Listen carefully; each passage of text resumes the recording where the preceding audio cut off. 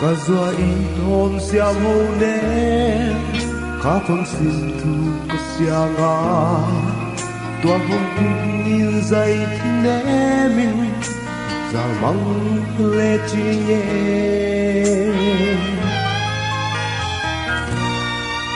bài mi thế mà nó tham đến nó vẫn nồng sắc nó ôn cả vinh khán ra ra nhé ôm xiang hô nem doa pa o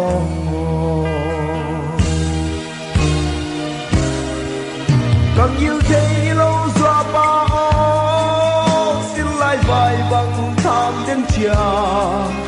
nó sắc mèo lệ là tông đắm sang loan lại về là con đêm kim lâu lại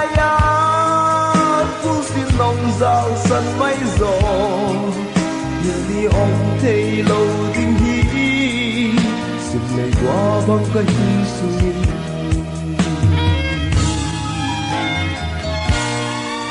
cả ang cõi to cả giao giống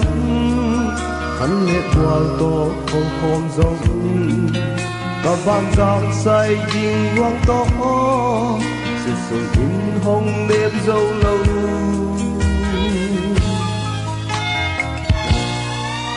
xin lấy áo doa man phát đã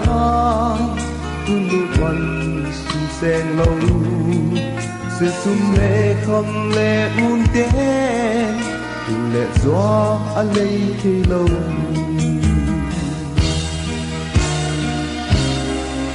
càng yêu thế lâu doa ba ông xin lại vài bằng tham đến cha nước sắc men lệ là công đắm sang loan lại về là con tiếng chim lông lại cũng xin nông giao sân mấy gió như ni ôm thì lâu tình hi xin này qua bằng cái hy sinh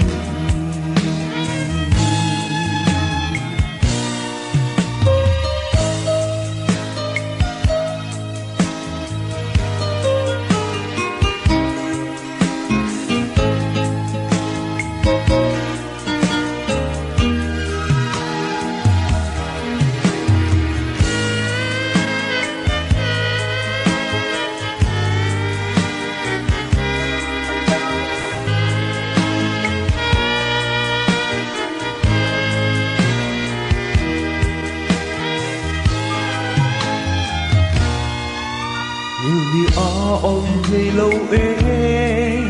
xin lại không thật kịp về xin lấy văn cùng giọt dòng lẽ thật giọt sắc mèo mu lâu đi cả tuôn đây không gheo ngâm lá na ang còi cùng qua xuân đi là vần mình tình chim lâu lại là đã lá sang son nan chia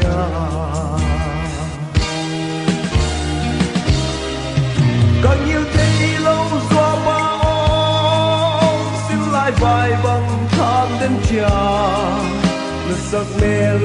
lệ là tông đắm sang loan lại về là con tiếng chim lâu lại nông giao sân mấy gió như ni ôm thấy lâu kinh hí xin này qua bằng cái hy sinh